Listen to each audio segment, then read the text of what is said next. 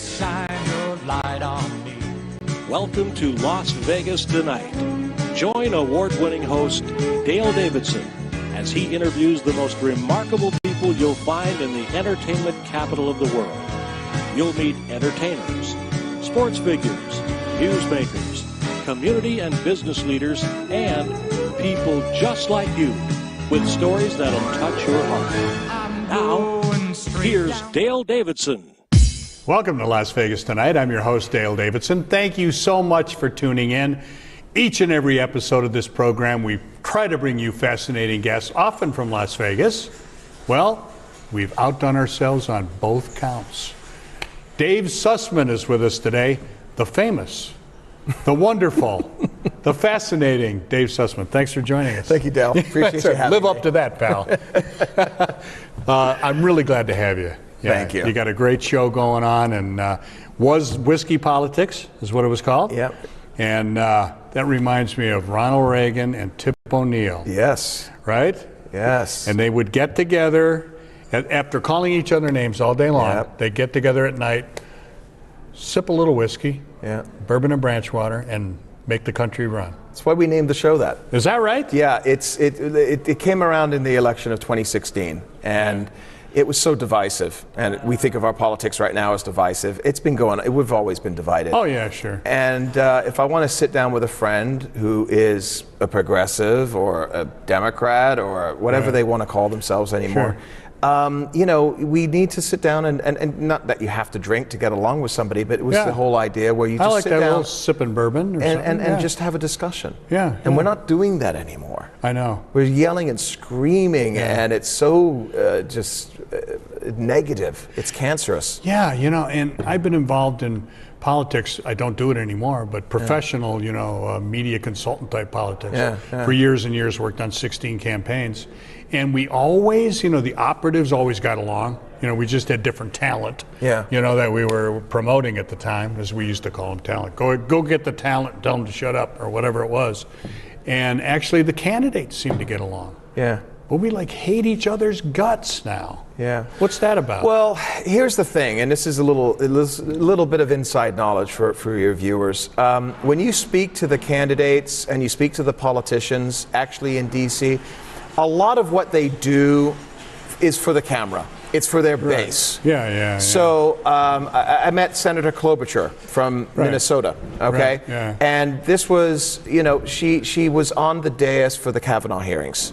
Right, and I remember. And she was mean, just too, by the brutal, way. and the level of histrionics and hatred, and this man he gang raped. I mean, you got a good Christian man standing up there with his wife and his family, and you've got these incredible stories that are coming out of left field from Michael Navenati, of all people. Yeah, really. And Klobuchar is taking that and running with it and making this man appear to be the caricature of what they wanted to make because of their political ends. Right, yeah. But I met her and she said, no, Lindsey Graham and I are good friends. We get along really well. And you remember him, he was pointing his finger, he's screaming at them on the dais. That's right. Yeah. So a lot of it is theater, Dale. Yeah. Let's talk about how we take it as Americans, okay? We understand we were talking about talent, right? And they're on camera and they're doing the thing that they're going to do and appeal to their base. But we're believing it as Americans, right? And families are getting destroyed by this, or, cousins are not talking to each other. Sometimes brothers and sisters and maybe even spouses are not getting along. What do we do to bring some sense of civility back into this game, which is really what it is, I think it's the number one question of our time right now. Do you really? Yeah. Because for those folks that are following politics as closely as probably you and I do, which is close. Yes. Okay. We live it and we breathe it. We read it every single day. We love it. Okay. And for me, I always say this. I think the quadrennial election, the presidential election, for me is the Super Bowl, the Stanley Cup, the World Series. It's all wrapped up in one. Yeah, it's so great. Right. Yeah, it's so great. But the problem is that when you are focused on the negativity, you also have to remember that while you and I could see through the transparency of the politics, okay, we know the real issues, we know the real story. Yes. A lot of our friends and family and neighbors and colleagues, co-workers, they get a snippet of it. And the snippet that they get is just enough for them to form an opinion without having a real basis. Any facts. Or any facts. Yeah, that's right. Yeah, and so it's about, not that I need to educate people because nobody wants to be taught, but when I'm having a discussion, I'll ask them questions. I'll ask them questions along the lines of, pick an issue right now, this thing with today's outrage of the day is the squad, right? The squad, right? Yeah. The Alexandria occasional cortex, the Ilhan Omar, right? You like that one? I like that one. That's good. I heard it. I didn't make that up, folks. I heard it. That's a good one. That's a good one. Yeah. Okay. And so, whoa, Trump is racist. Trump is racist. What he said was, well, let's actually take a look at the tweet. Not that I'm going to stand up for the tweet. I call it an unforced error on my show. Yeah. Said he should have done it because if you go back to 3 years ago, last Friday, feels like 3 years ago in news cycle, you go to Friday, and what were we talking about? We were talking about the division between House Majority Leader Pelosi. And AOC, occasional cortex, okay? And that was what everybody was talking about on the weekend. Right, yeah. And then Trump tweets something, and the immediate, you hear the record scratch moment. Yeah. And now the media can go out with their Trump is racist thing. And my mother, God bless her, she's elderly, but she says, oh, I don't, I'm from England, so she's British. It's Monty Python, folks. Think of Monty Python. I just don't understand, And why would he say this? And I really don't like it, and, Right. And I say, but what did he say? Take a look at the tweet. He didn't point people out specifically, and he certainly didn't refer to their race or their gender. Yeah. But they want to take that and only one use came that. From another country. So right? you have this discussion, right? Only one of them came from another country. So you have discussion, say, okay, exactly what did he say? And by the way, let's take a look at Ilhan Omar. Yeah. Okay. Yeah. You commented on my Israel-American flag. Yeah. She's one of the most anti-Semitic things I've ever seen in the history of the United States in mainstream politics. Oh yes. Yeah. We don't see that. Yeah. And they're apologizing for her. Let's talk about the fact that she's pushing for BDS, the boycott, divest, sanction movement for Israel. Yeah. Where is that being discussed? Yeah. And are you allowed, Dale, am I allowed to be critical of somebody because if they're a woman of color, I'm no longer allowed to say I disagree with her because if I do, I'm now going to be branded a racist? That's right. That's what we need to explain. Yeah, or if you say anything about Islam, you are a religious bigot. Islamophobe. Yeah, thank you very much. Yeah. Right? Yeah. It's so odd. So, and you have that discussion with my mother or whoever it is that we're having. She'd be like, yeah, you're right, but I just don't like the way that. I don't like his tweets either sometimes, Mom. But let's take a look at the actual issue. Yeah. What he actually said and what his intent was. Right. And as you say, I agree. Unforced error. Yeah. Baseball metaphor, love it. I think that's indeed the case. However, let's look at tweets in general and why he does that. Let's talk about that for 1 second.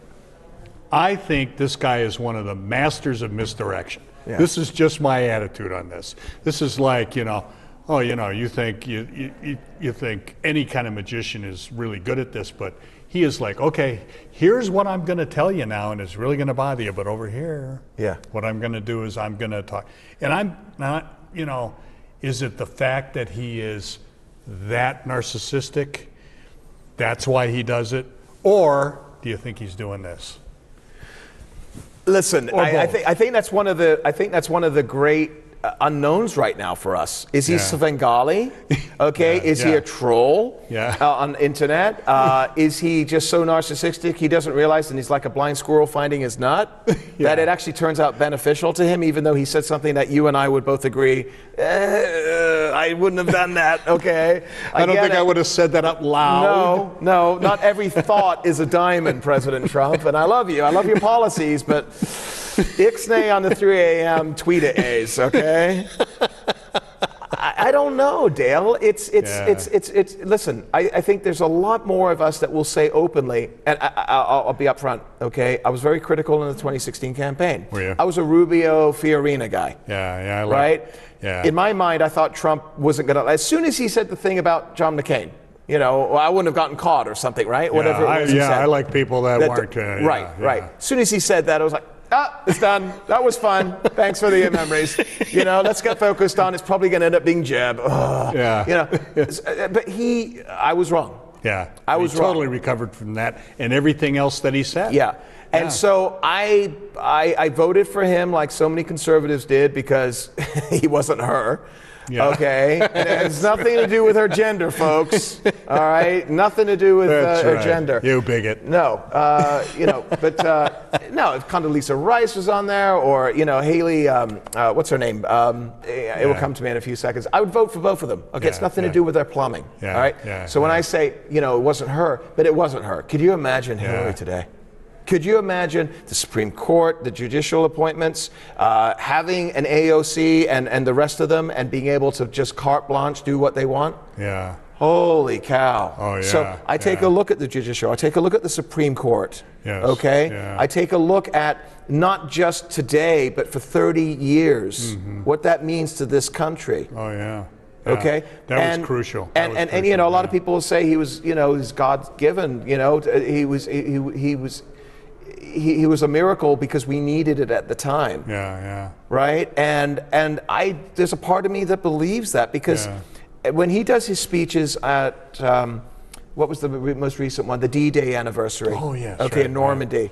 Right. Or the State of the Union speech earlier this year. Yeah. The man is incredible as a president when he's presidential. Yeah, right. He can be. He can be. Yeah. And he's passing the policies that I think anybody right of center, libertarian, conservative, Republican, whatever you want to call yourself, I think we all agree with. And we know for a moment that nobody on the left would have done this. No, none of it. So, you take the good and you kind of try to ignore the bad and be a little bit critical when you have to be. But holy cow, I think, we're very, very happy with this. Yeah, it's really interesting you mentioned, was he anointed? Was he picked? Was he chosen? But in the world of evangelical Christians and Jews as well, he is Cyrus. Yep. Right? Isaiah 45. And here he is, the 45th president. But it was the whole thing. Can God work through anybody?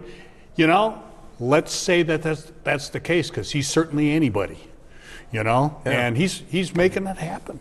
He is making it happen. And I don't think any of us realized to the level and the extent that he was going to make it happen. Yeah. I mean, I would have bet $10 he wasn't going to go with the Federalist suggestions for judicial nominees. No, he was going to appoint a sister or something. Was right? Happen. Yeah. Or like George W. Bush's cleaning lady. What was her name? Harriet Myers. We were all like, oh, what are you doing, Georgie? Come on, man. We got Ruth Bader Ginsburg. That's their weekend at Bernie's her right now. She's being propped up, right? Is she alive? That was the big question there for a while. Is she alive? And so, that's going to be the next fight. We had Molly Hemingway and Carrie Saravino, who just wrote the book, The Justice on the Kavanaugh hearings. It just came out. It's everywhere right now. And had them on my show last week. And, we talked about it. I said, what's going to be like in the future? They were like, it's pretty much going to be Armageddon, because they are going, if you thought Kavanaugh was bad. Kavanaugh was replacing, what was it, Justice Kennedy, who was a swing vote. Yeah, that's right. Yeah. And so the next one that goes, if it's likely it's going to be Ruth Bader Ginsburg, it's now likely conservative vote replacing a liberal vote. Yes, it's going to be hell. It's going to be brutal. Yeah. Brutal. Yeah. And you wonder, of course, he would never do this because he relishes a fight. Yeah. But, 2 words, David Souter. Yes. Right? George H.W. Bush's pick. It was just like, okay, can I get anybody approved here? Well, a lot of people are wondering now about Justice Roberts. That's interesting, Because, he's not 100%. We've been saddled with Obamacare because of him. He decided he wanted to call it a tax. Yeah. I know. And that was a George W. Bush appointment. Yeah, I know. Yeah. So, they say justices move to the left when they take their seat. Yeah, that's interesting. And I think maybe that's the case. And we've seen it, going back to the 60s, to the 50s even. Yeah. And it's like, I got to John Paul, what's his name? Jones has just died this week, 99 years old. Yeah. He was extremely liberal. Yeah. Stevens, thank you. Yeah, John Paul Stevens. Yes. He was extremely liberal. Yeah, and it's funny how that all happens, It's just astonishing. What about Pence? What do you think about Mike Pence? I like Mike. So do I. I like him. I think he's vanilla. He doesn't create any waves. He's in the role of VP. He might turn out to be a leader. He could be president. He could be. I don't know. I mean, he's obviously he will have the evangelical vote. Yeah. Okay. Goes Very without strong saying. Christian. Yeah. And I love his morals and I love his moral stance. You know, they all made fun of him. I actually wrote an article about this. They all made fun of him a year or so ago when he said that I will not have dinner alone with a woman. Yeah. Business relationship or anything like this. Yeah. I will not. Right? Yeah, right. Absolutely. Yeah. And everybody made fun of him. And now with the Me Too and everything else that's been happening, and you know, you're now hearing more and more people on the left saying that as well. Yeah. Prop the door open. Right. You know, you could be accused of anything. Yeah, let's talk about the Me Too movement and what it's meant to American politics and civility and society and all that. Right after this break. We'll be back with Dave Sussman right after this.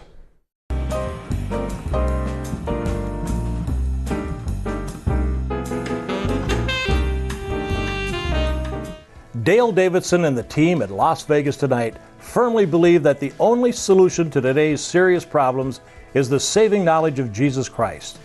Dale carefully selects his guests on the show, making sure that their dedication to our Lord is heartfelt and genuine, and that their ministries are making a strong and positive difference in the world. Dale doesn't charge anyone to be on Las Vegas Tonight. The cost to produce and air the programs are covered by donations from our ministries partners. We thank you so much for your financial support and most of all for your prayers. Please consider becoming a partner of Dale Wynn Davidson Ministries for just $40 per month. For a little more than $1 a day, you'll be helping us bring the good news of Jesus Christ to millions of people around the world. The television networks that broadcast the program reach from coast to coast in the United States, and through internet apps cover the entire world. Your $40 monthly contribution entitles you to Dale's newsletter that gives you a behind-the-scenes look at the production of Las Vegas Tonight and inside information on the exciting guests Dale interviews on every episode. You'll also receive a copy of Dale's book, Las Vegas Tonight, From Sin City to Vegas Saints, an in-depth look at 10 of Dale's most intriguing guests, plus a very personal story of how Dale came to Christ and the challenges he faces in bringing the good news to the world. Become a partner of our ministry today by going to Dale Wynn Davidson Ministries website and clicking on the donate button, or by emailing Dale at dale@lasvegastonight.tv. Or you could write him at Dale Davidson, 9030 West Sahara Avenue, Suite 255, Las Vegas, Nevada, 89117. Thank you for watching Las Vegas Tonight, and may God bless you abundantly. The Lord has made it possible for our show, Las Vegas Tonight, to thrive. We've produced well over 300 episodes telling the remarkable stories of Christians who have set out to change the world for the better. It's my honor to lead this ministry. As the founder of Dale Wynn Davidson Ministries, I'm commanded to be a good steward of all the donations our partners have so generously provided to us. As you can imagine, it takes a great deal of money to keep this program on the air in the United States and around the world. Please prayerfully consider making a one-time donation or becoming a monthly partner of Dale Wynn Davidson Ministries. Just go to vegassaints.org and select Make a Donation, or send your check or money order made out Ministries, 9030 West Sahara Avenue, number 255, Las Vegas, Nevada, 89117. For more information, call 702-480-3989. Thank you, and God bless you.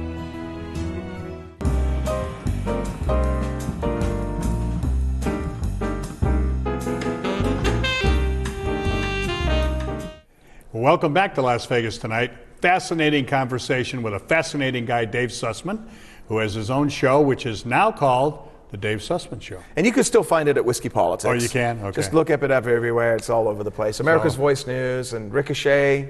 Ricochet's a great site. And, that's all sorts nice. If you're not in any of those, you can find us on YouTube. Yeah. And you know, all I can say about media, and I'm an old guy, is everything has changed.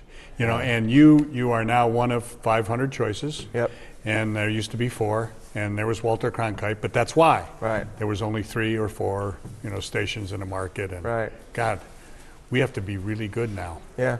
We have Well, to my compete. son is actually studying journalism, and he's going to the Walter Cronkite School of Journalism. Yes, that's a good school. It's by a the very way. good school. Yeah. It's considered the quote-unquote Yale of journalism, so I've been Yeah. told. And it's not NYU. I know. So they're not Yeah. going to hit That's him a over good the head thing. with their politics. In Yeah. fact, it's one of the, I think it was the number 1 or the number 2 non-political school in the country. Is that right?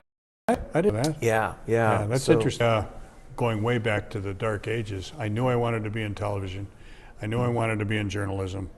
I wanted to go to one of the following 3 schools: Syracuse, where your son wanted to go, Yep. University of Miami, or the University of Denver. Why? Because all 3 had the only completely student-run television operations Yeah. in the late 60s, Yeah, and yeah. that's how old I am. And I only got in the University of Denver, so Okay. that's why I went there. But it was a great education, and I learned a lot. And I think about my professors now. The head of the department at the time was a former head of CBS News, who they brought in and handed him a PhD and said, "Would you teach these kids how to do this?" Wow. And it was great. One of Yankelowitsch's co-founders was head of the research media research department. We had a great school going on, right? yeah. But honest to goodness, Dave, we talked about objectivity and the importance of it, and making a distinction between the opinion pages, as it was called then, no matter what the format was, and the news columns, right? It's totally gone. And I think about them spinning in their graves today. It's really, it really is sad what's happened. And you talk about media research. From the Media Research Center, we had Brent Bozell. Oh, yeah, I'm sure your viewers know who he is. And you have Brent Bozells out there now because you have to, because there's so much bias. Yeah. And you get outside of the echo chambers of the Upper West Side of New York or Los Angeles or many of the great cities of the country where people are in a liberal echo chamber and they don't know anybody that votes conservative. I know. know. Maybe their crazy uncle who's on Facebook that's, posting memes every day. Yeah, that's right. Yeah. But we all have one. Yes. Okay. I might be that one, now that I think about it. That's why we have separate pages for my personal page, the Dave Sussman Show on Facebook and Whiskey Politics. We could be political there. But why but the thing is that it is, when you hear the news, so go back to what we were talking about in your last segment with Trump's tweets. Oh, yeah. Okay. Yeah. And I don't subscribe to any satellite or cable TV now. I have Roku. I've cut the cord 6 years ago. Watch great stations. I find you good programming on there. So I can get local news through a couple of the apps. CBS News, for example, has a local app there. And the turn immediately from the local news broadcasters who are basically just reading copy. Right. It should be news, weather, weather, news, weather, weather, news. Okay, that's basically what local news is. Yeah. All right. Sports and, at the and, end, and a couple maybe. of happy stories of puppies at the end. that's Right. And it was so just aggressively anti-Trump. Yeah. And it was a matter of fact that it was racist. This is local news. So Yeah, going back to yeah. what you were talking about, where people don't get that much information, where they're not following politics like you and I are, they get 30-second snippet at the end of the day after watching The Bachelor and falling asleep with the news on. Right. And this is what they hear. Yeah. So it And they really make has assumptions. changed. Yeah. And it is part of our duty, even though we are, well, we're not exactly as commentators. We are commentators, so we're not providing, unfiltered news. But still, we're better than they are. I like to think so. I mean, it's disturbing. Yeah. It's truly disturbing. And you're right. The coasts, and it's just so insulting to me that I live in flyover country. You're on the blue coast now. Yeah. You chose to be there. Yeah. But the fact of the matter is, I got phone calls after the election, right, from my dear niece's husband, right, who is an atheist philosophy professor at a Catholic university. I don't know why they hired him. Wait a minute, what? Yeah, I know. And I hope he doesn't watch this one. But we got involved in just back and forth, not uncivil, but it was like, how could you vote for that man? Yeah. And he lives in New York, and it was like, please explain to me why someone who is seemingly intelligent like you could vote for this beast, And so we had, long conversations until it got too personal, and we just reverted back to how are the kids. The problem is, and we've all lost friends, especially social media friends, right? And I can't keep track of the people that I just see my numbers go up and down. I don't even look. I don't care. But you try to have civil discourse with people because, like you, I like to think of myself as somebody that is civil and ethical and moral. I'm a good father. My kids are everything first and foremost, provide and then have your passion doing what we do here to try to pull it all apart and put it back together so it isn't so divided. Because here's, Dale, my belief is this. I believe we all want the same thing. Yes.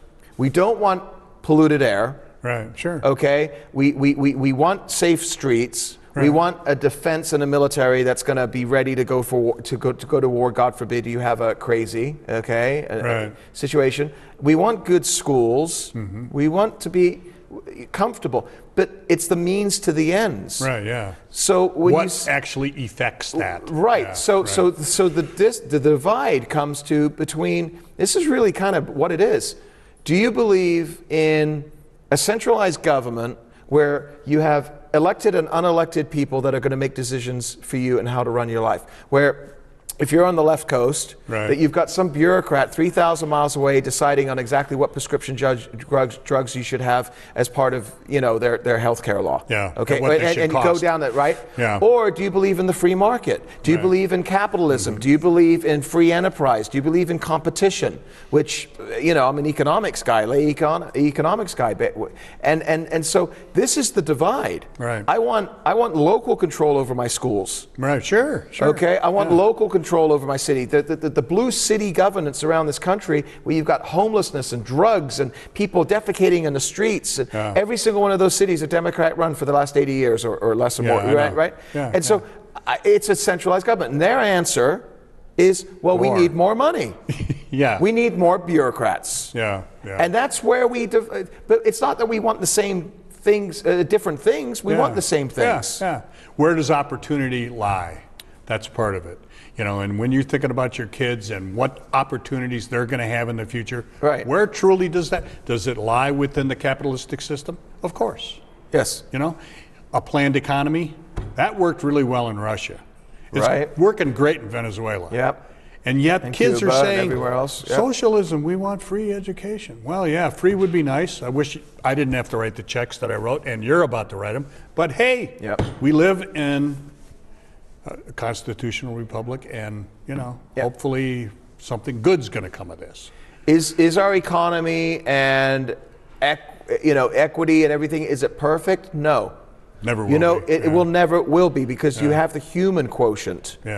Okay, you have to have the human element, the factor where there are going to be some disparities, there are going to be some things. And guess what? By the way, life isn't fair. Why? Nobody ever guaranteed this. I mean, I've got people very, very close to me in my life. My kid's mom, she's been dealing with cancer for the past 10 years. And it continues, and it continues to come back, and more surgery. Why? Okay? It's just luck of the draw. All right?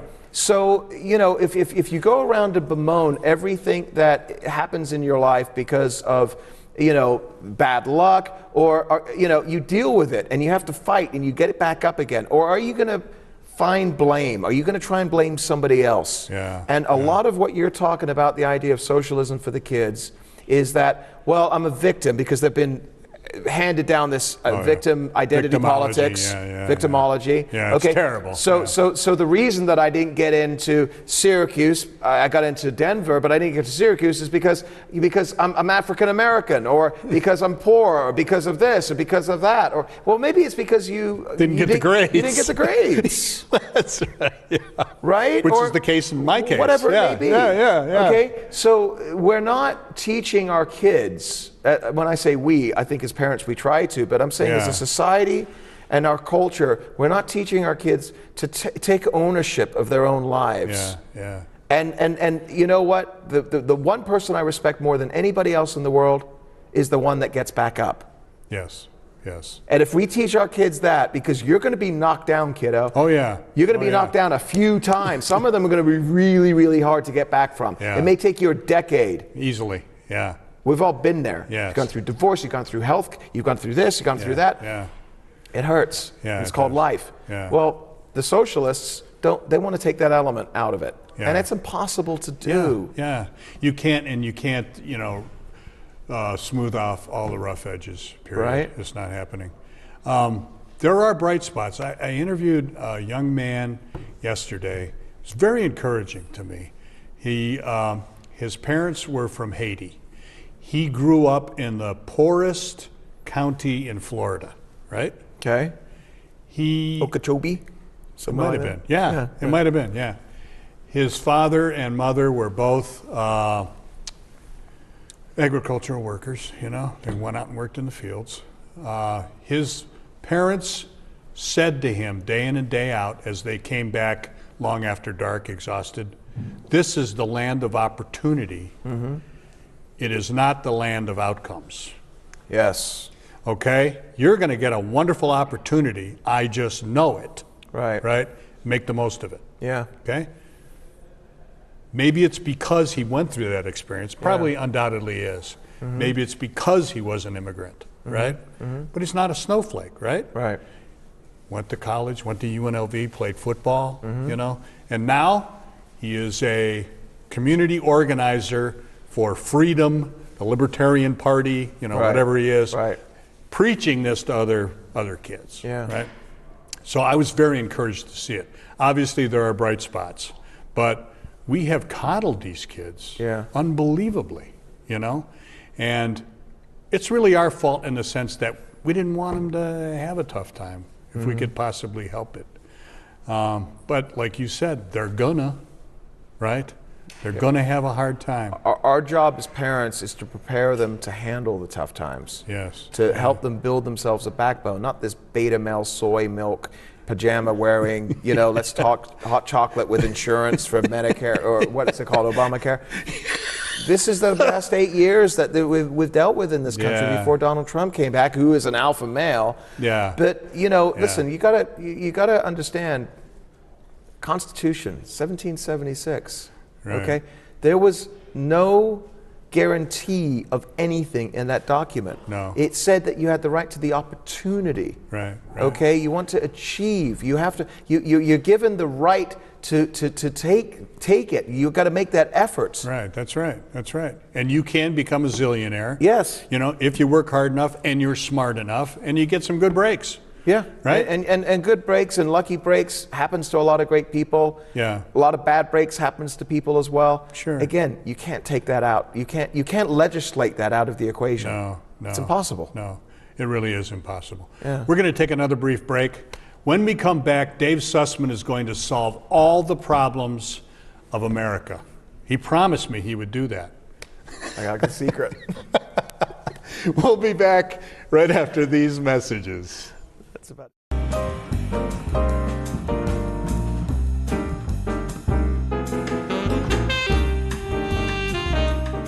Dale Davidson and the team at Las Vegas Tonight firmly believe that the only solution to today's serious problems is the saving knowledge of Jesus Christ.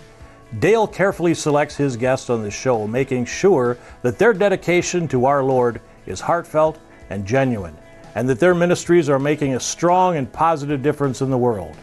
Dale doesn't charge anyone to be on Las Vegas Tonight. The cost to produce and air the programs are covered by donations from our ministries partners. We thank you so much for your financial support, and most of all for your prayers. Please consider becoming a partner of Dale Wynn Davidson Ministries for just $40 per month. For a little more than $1 a day, you'll be helping us bring the good news of Jesus Christ to millions of people around the world. The television networks that broadcast the program reach from coast to coast in the United States, and through internet apps cover the entire world. Your $40 monthly contribution entitles you to Dale's newsletter that gives you a behind-the-scenes look at the production of Las Vegas Tonight and inside information on the exciting guests Dale interviews on every episode. You'll also receive a copy of Dale's book, Las Vegas Tonight, From Sin City to Vegas Saints, an in-depth look at 10 of Dale's most intriguing guests, plus a very personal story of how Dale came to Christ and the challenges he faces in bringing the good news to the world. Become a partner of our ministry today by going to Dale Wynn Davidson Ministries website and clicking on the donate button, or by emailing Dale at dale@lasvegastonight.tv. Or you can write him at Dale Davidson, 9030 West Sahara Avenue, Suite 255, Las Vegas, Nevada, 89117. Thank you for watching Las Vegas Tonight, and may God bless you abundantly.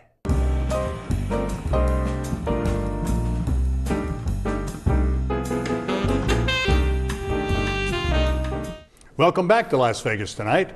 As promised, Dave Sussman did not run out during the break, even though I promised he would solve all of America's problems in the next 15 minutes. So, Dave. No pressure. Oh boy! You know what? I'm just I'll go back to what is like a 1990 movie with Billy Crystal. What was it called? City Slickers. That was a great movie. I'll go to the Jack Palance answer. One thing. We never knew what it was. That's right. I'm going to leave it with you. Because he died, right? I think so. Yeah. I think that's what it was. This one thing, or going even back before that, plastics. Yeah. Remember that? That's the answer. You know, if we had more plastics, we wouldn't have to worry about our oceans. You were just telling me about this Catholic university in California, the media, and that's fascinating. I went to a Catholic school in England. Oh, did you? Yeah. And because I was born and raised in England, and no matter what your religion, if you're Christian, Catholic, Jewish, whatever, you end up going to a Catholic school in England because you don't go to the term schools, the state schools, the run schools by the state. They're terrible, huh? So I went to Mass and I did all of this, and it was, and I think, this is in the early 70s, not to age myself or anything, but I looked like the lead singer from AC/DC. I had the cap and the shorts and the tie and the whole thing. And but it was something I respected so much, and I find so many of the best people in my life, they have a moral compass. They're religious. They believe in God. They believe in a higher power within themselves, for their family, for their community. And so thank you for what you're doing, Dale. Yeah, thank you. I appreciate it very much. I think that's part of it. That's really part of it. And beginning in 1962, when they took the Ten Commandments out of the classroom and said you can't pray anymore, and then, after that, whatever you do, don't say the Pledge of Allegiance. I think that actually has an impact. I mean, it's kind of a cliche, but not every kid grew up in a family that had those kind of values, right? I mean, think of your friends who, kind of raggedy kids, who maybe had a bad thing going on at home. How many dysfunctional families are there in America, right? Right. And a lot of them. Yeah. And yet they heard about some kind of moral grounding going on even at public school. Yeah. And now it is so discouraged. Yeah. And part of that is teachers' colleges, where it's saying do not take a stand morally on anything. Everything is relative. I got to tell you something. I met somebody last night. I'm not going to mention her name because I don't want to embarrass her, but met her for the first time last night. This remarkable young woman. She's not a girl, but she's probably in her early 20s. Beautiful. We were starting to talk. She was sitting with a group of friends of ours, and I asked her, I said, what do you do? And she says, well, I'm here for pro-Trump, Trump 2020 committee for Virginia, and she's doing all of this work. Right. And I said, how did you get involved in that? She said, I was addicted to heroin. Yeah. And I was a mule. I think she used the word mule for the Mexican drug cartel for years. I said, you were involved in the Mexican drug cartel doing heroin? She goes, yeah. She goes, it's not that bad because they protect you if they like you. Those are who you want to protect you. Oh my Lord. And I'm looking at her and I said, how did you end up here at a political convention? And she says, well, I was addicted to drugs. I was shooting up in heroin, and I could have gone one direction or another. Now I'm an evangelical Christian. Yeah. And I decided to change my life, and I went back to the church. Yeah. And I stood up and I just, how many stories do you hear of people that have just, they end up dead? Yeah. Or murdered, or, and so the power of that. What a great story that It was is. incredible. Yeah. And she's here. She's walking around amongst us here, and I don't want to embarrass her. We wouldn't know, Yeah. I went to night school in the early 2000s here in Vegas when I decided, I'm really going to be a religious man. and I went to seminary. Right? And I'm taking these night classes, same thing, and I'm taking a preaching class. Okay, and there's this young woman, same thing, beautiful young gal, and she's in my class, and she's well spoken and things, you know. And I'm just telling you the same story over again, sort of, but I got up and used her as an example of someone who works very hard, you know, at her faith, because she's a pastor's wife. She is the head of the women's program at the church. She heads up the Sunday school, right? She has 3 kids, right? And she's doing all of this. And I'm using her as an example of somebody that's really kind of overdoing it. Right. You know, but the idea being, you know, what a wonderful person. And then she, thanks me in one of my little, you know, sermons. I used her as an illustration. And then, I think it was the same session, it might have been the next class, she got up and gave her speech, which was her testimony, which was, I used to be a call girl in Las Vegas. And then when I really got into drugs, I was a streetwalker. And then I was, you know, and I'm looking at her saying, you know, if faith doesn't have some kind of impact on people, what is that? You know, because you find the strength somehow. Right. And if you got nothing inside, it's got to be coming from the outside somewhere. I'm Jewish. I raised my kids religiously. We're not Orthodox, but both my kids have been bar mitzvahed. For me, being raised the way that I was raised, for me, it's about family coming together. No matter what you're doing on the Sabbath, no matter what you're doing, wherever you are, everybody's got their own thing. You must be home at this hour. Yes, right. And it was my father, World War II generation, London, England. He's passed now 10 years next week, in fact. Very strict. Very strict, old school. We got the belt when I was a kid. I mean, you know, you can't do that nowadays, okay? My grandfather was a prisoner of Nazi-occupied France for 4 years. Wow. He was an RAF fighter, shot down over France and a prisoner of war and in this camp. And afterwards, he came out, and he literally took incoming from a tank, and he ended up in hospital for 8 months, burned alive. And so he died at the very young age of 57. So those lessons I'm passing on to my boys. Right. You know, and it is, for you. And it's about having motivation and goals and ethics and morality and understanding not just where you're going, but where you've come from. Yes. And we all Personal serve history. the same God. Yes. And I believe Judeo-Christian values is the bedrock of this country. Yes. And we need more of it. And it unfortunately, the powers that are out there, especially leftist powers, want to take it away. They want some godless society, and I think that is that's Armageddon. That's apocalyptic. Yes. Because if you don't have a moral compass, you're done for as a society. And it's world destroying. I mean, we've seen pockets of it, right? I mean, look at the apocalypse that have taken place. I mean, you know how National Socialism, the Nazi Party. Right. How well did that work? That was atheistic. You know, how about communism? Same thing, you know.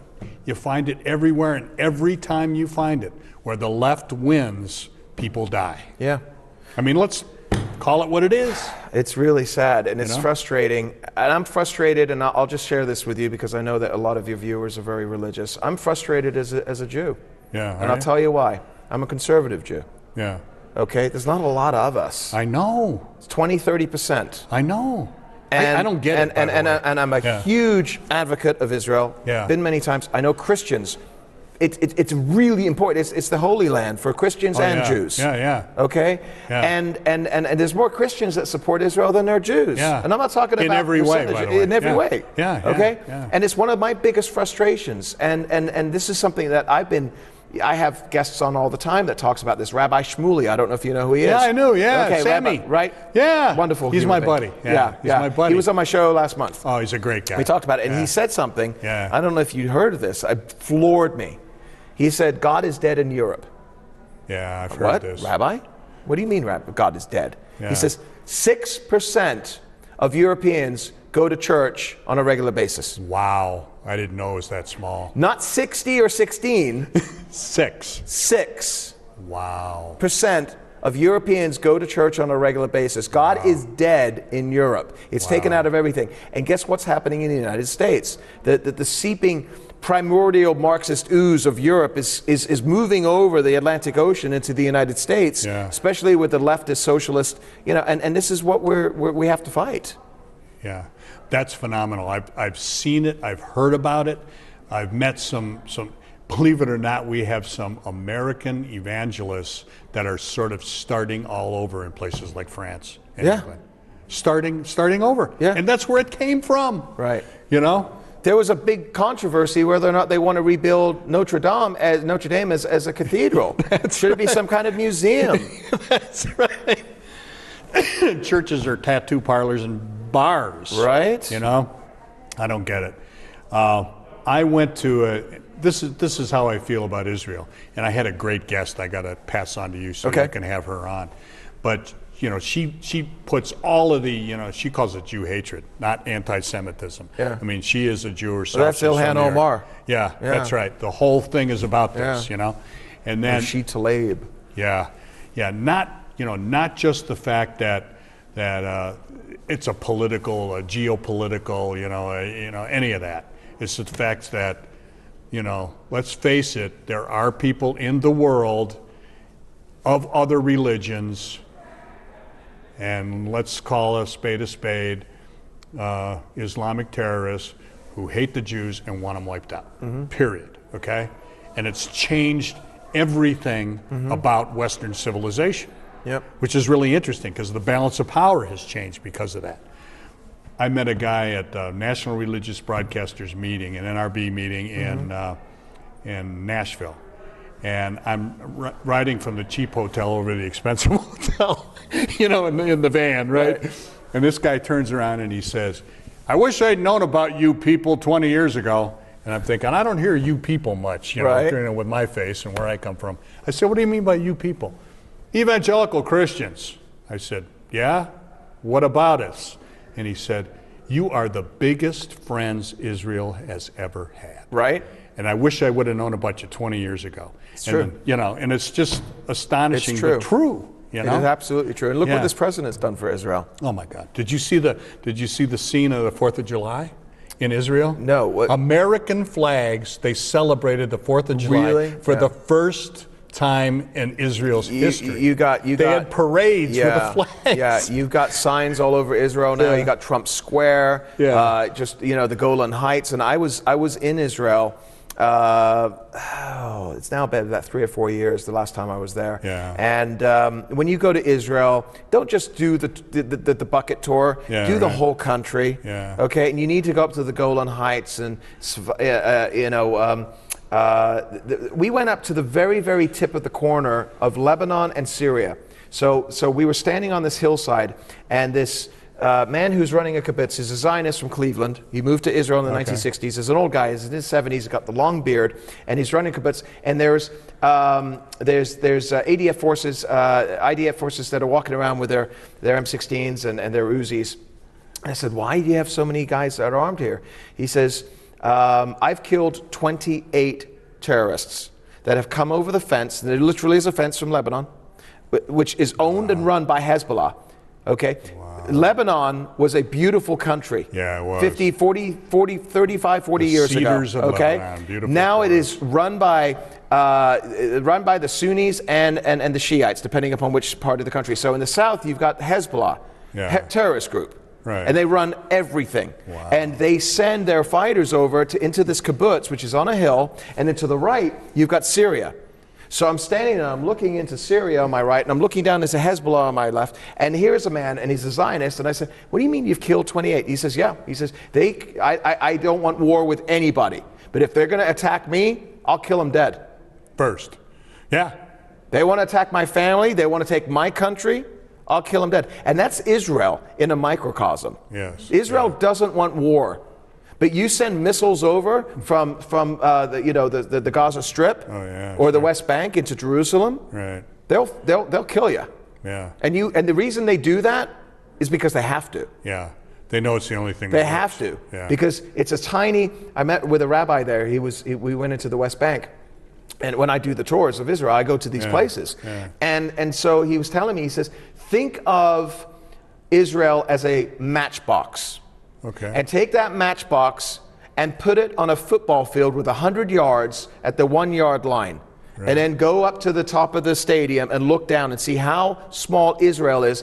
The rest of the football field is the Middle East, and the Islamists, not good Muslims. Yeah. There is a difference. We Yeah, have to I be. understand. We have to understand that. Yeah. Okay. But the Islamists, the Iranian mullahs, Right, yeah. okay, Hezbollah, Hamas, Right. who Ilhan Omar supports, Right. all right? And this matchbox on this football field is surrounded by this, and all they want, Iran, everybody else, is to push her out to sea. Yeah. Kill everybody. What options do you have? Yeah, that's right.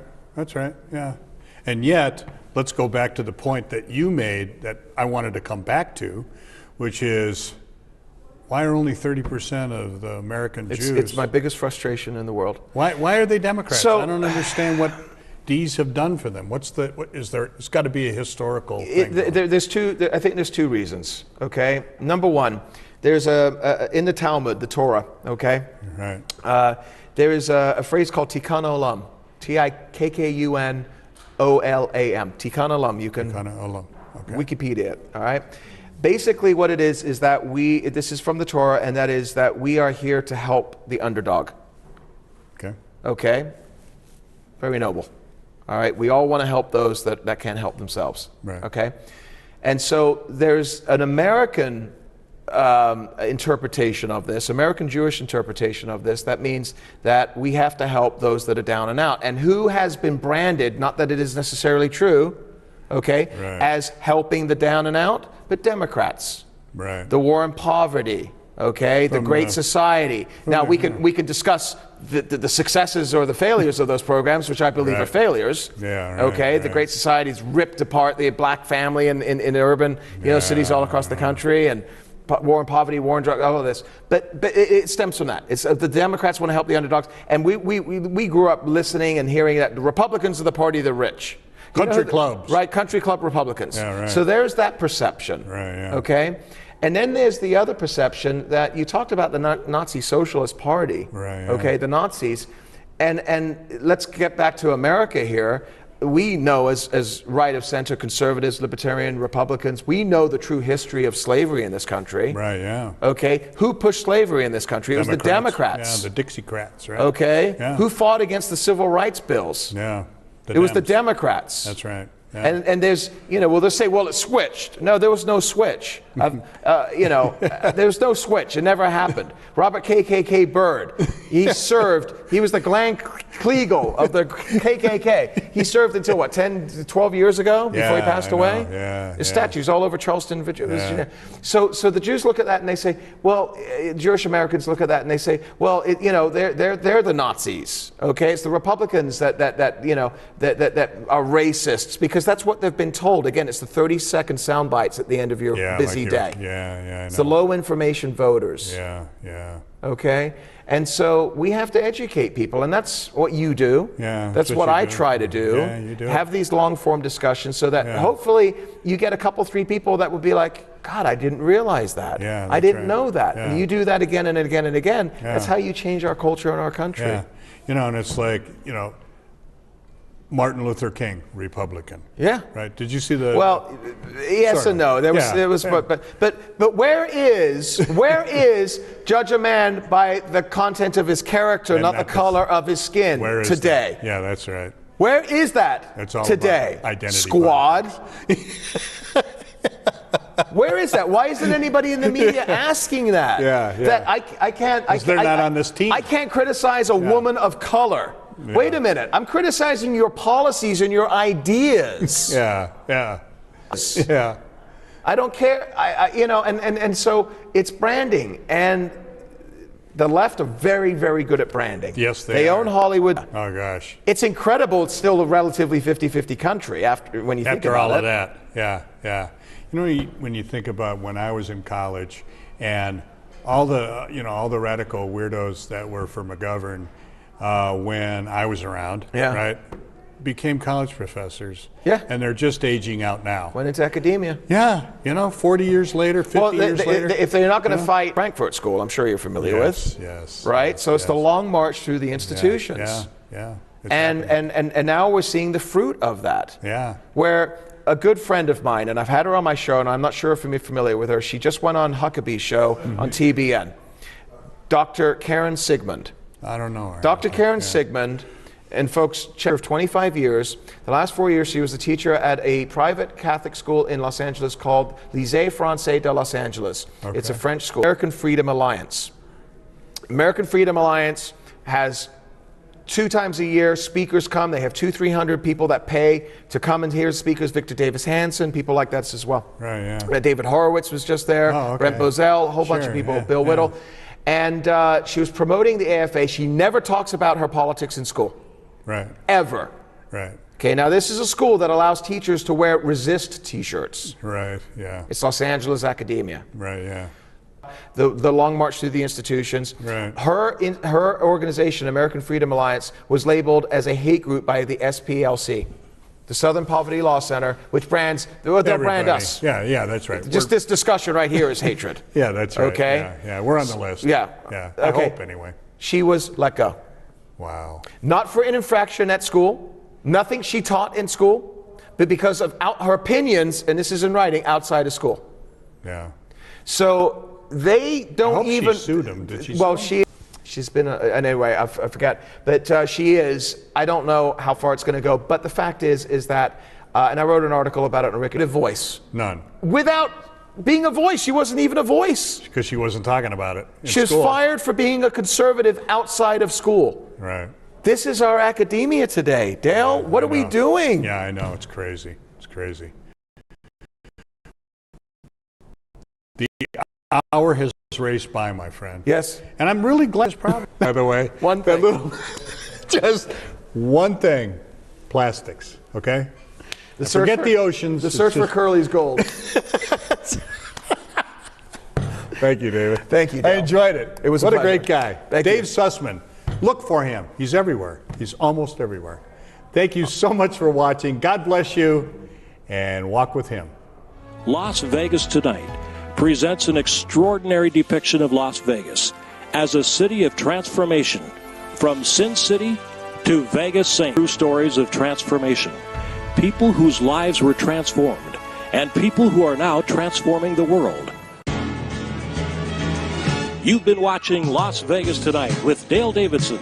Send your tax-deductible gifts to Dale Davidson Ministries, 9030 West Sahara Avenue, number 252-480-3989. Thanks for watching.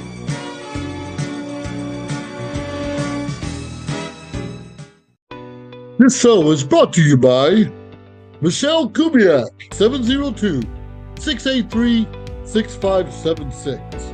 Her license number is S.48606. Henderson, Nevada. Restore, relax, and refresh. Let's not forget our very own Meryl and Merrick comedy show. This fun, comical TV sitcom duo with Social Media Source Network loves to make you laugh and are dedicated to making feature films. Turn your power on with Broken Bulb Productions, owned by Russell Rapp, an independent filmmaker based out of New Jersey. This show is brought to you by, let's not forget, our very own. We're also proud to recognize Dolorific Arts with Sonia Scott. Painting is the expression of emotion and feeling deep within one's heart. Of innovative photocatalytic products. Our show is also brought to you by Carmelo Rodriguez, who is the author of a best-selling book called Smile. It's based on true events at Amazon today. We also love our musicians. Think about Frank's Tribute, an all-star band. It's a Green Bay-based band with Let Me Be Frank's production. Social Media Shows is a production company based here in Las Vegas, Nevada. We offer this service.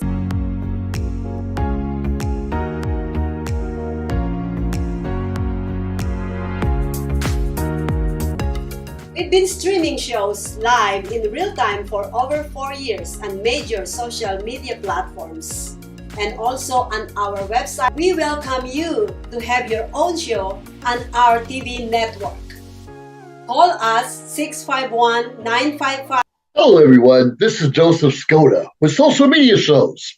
Well, I thank all of you for your support through these last several years, and it's been a lot of fun. We've given people a voice they never had before. Them do things and help out the veterans who are struggling today. And we teamed up with GI Connections. GI Connections, connecting veterans with resources. So please consider helping and donating to this great cause because we're always doing things for veterans. So GI Connections, Social Media Shows, and you is what makes the world a better place. Once again, Joseph Skoda, proud United States Air Force veteran.